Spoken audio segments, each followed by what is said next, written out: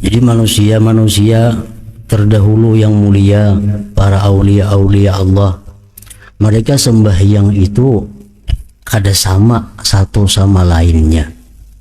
Ada yang sembahyang itu senang, gembira, hatinya nyaman menghadap Allah. Ada juga yang sembahyang itu tertangis, kayak tadi kan ada tangis membasahi janggutnya. Nah ini kenapa berbeda? Sembahyangnya sama, Tuhannya yang disembah sama. Nah berbeda demikian karena berbeda makam kedudukannya. Yang pertama, kedudukan yang disebut u'budillah ka'annaka tarah.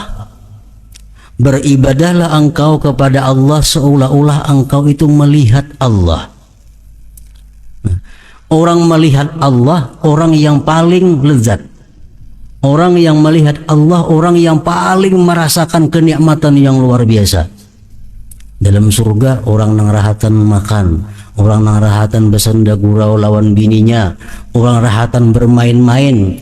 Tapi kalau ada pengumuman bahwa Allah bertajalli, semua meninggalkan menuju kepada zat Allah, memandang kepada zat Allah. Karena memandang zat Allah merupakan puncak segala kelezatan dan kenikmatan.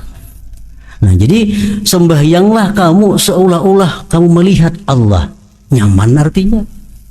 Nah ini sembahyangnya hatinya gembira, sembahyangnya bersemangat, sembahyangnya nyaman, karena dia seolah melihat Allah. Nah ini kedudukan yang tinggi. Kedudukan yang tinggi. Yang kedua, fa illam takun tarah fahuwa yarak. Jikalau engkau kada bisa seolah-olah melihat Allah, itu kada bisa kita macam itu. Ambil yang kedua, Allah melihat engkau. Allah melihat engkau. Nah kalau kita sembahyang ini merasa bahwa kita dilihat oleh Allah, bisa gugup sembahyangnya, nah, bisa menggetar, ada yang menangis. Nah itu yang kedua ini, karena mereka kada mampu merasakan bahwa melihat Allah itu, kada kau membayangkan, mereka ambil jalan yang kedua, Allah melihat. Jadi mulai takbir sampai salam ini merasakan kada terlepas dari sedikit pun daripada pengawasan Allah. Mulai Allahu Akbar, nah ini sudah merasa bahwa Allah melihat dirinya, ini merasa Allah memandang, sedikit pun kada terlepas dari pandangan Allah. Otomatis sembahyang itu ada beban. Nah kita menulis dilihat oleh guru, nah kita ada beban, hati-hati jadinya, takutan tersalah. Nah kayak itu orang nang sembahyang khusyuk ada dua.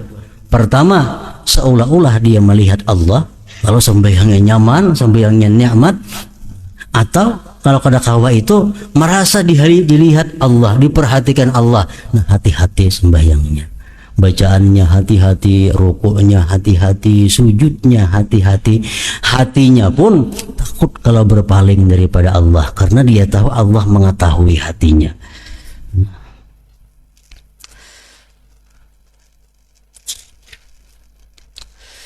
Diriwayatkan bahwasanya Hasan Al-Basri melihat kepada seseorang yang bermain-main dengan kerikil. Kerikil nah di tangan diputar-putar. Yang sembahyang di tanah sambil maudak batu. Hasan Basri melihat itu. Sambil berkata orang tersebut, ya Allah, kawinkanlah saya dengan bidadari. Doa nih, ya Allah kawinkanlah saya dengan bidadari. Tapi tangan kersingganaan apa-apa kada kucawi. Nah untung bersuara, ya Allah kawinkanlah aku dengan bidadari. Melihat itu lalu beliau Hasan Basri berkata, seburuk-buruk peminang adalah kamu. Seburuk-buruk pelamar bidadari adalah kamu. Kamu meminang bidadari padahal kamu bermain-main dengan kerikil. Dikatakan kepada Khalaf bin Ayyub, tidakkah lalat itu menyakitkan kamu di dalam salat, lalu kamu tolak? Ia menjawab, saya tidak membiasakan diriku terhadap sesuatu yang merusak salatku. Ditanyakan, bagaimanakah kamu sabar terhadap hal itu? Ini khalapnya sembahyang. Banyak lalat berhinggapan di awak sidin. Kada sidin kibah-kibah lalat itu. Kenapa jurang tahannya dia lalat itu kada mengibah-ngibah? Ia menjawab, telah sampai kepadaku bahwasanya orang-orang fasik itu sabar terhadap cambuk-cambuk sultan agar dikatakan pulan itu sabar, dan mereka berbangga dengan itu. Sedangkan saya berdiri di hadapan Tuhanku Allah, apakah saya bergerak karena lalat itu?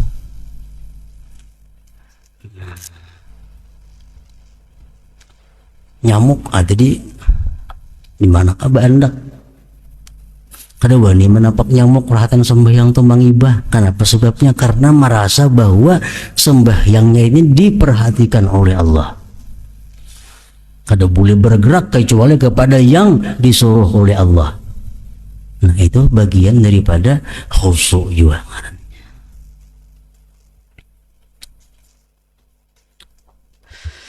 Dan diriwayatkan dari Muslim bin Yasar bahwasanya apabila ia mau salat, ia berkata kepada keluarganya, berbicaralah kalian, sesungguhnya saya tidak mendengar akan kalian. Sidin tu amun kada sembahyang, Muslim bin Yasar nih, kalau sidin tu kada sembahyang, anak sidin ribut, sidin sarik. Tapi kalau sidin sembahyang, anak sidin ribut, sidin kada apa-apa lagi. Paling lawan kita loh. Kenapa sebabnya? Karena kalau sudah sembahyang, sidin kada merasa lagi melihat sesuatu, mendengar selain daripada Allah Subhanahu wa Ta'ala. Dan diriwayatkan daripadanya Muslim bin Yasar tadi bahwasanya pada suatu hari ia salat di Masjid Basrah, lalu satu bagian dari masjid itu runtuh, lalu orang-orang berkumpul karenanya. Ia tidak mengetahuinya sehingga ia pergi dari salatnya. Masjid runtuh ya tuh kada tahu.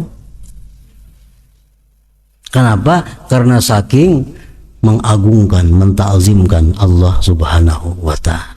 Nah, itu merupakan bagian juga daripada kekhusyuan seseorang. Nah, jadi khusyuk sembahyang artinya kada akan bisa kita dapatkan kalau kada melalui ilmu dan latihan.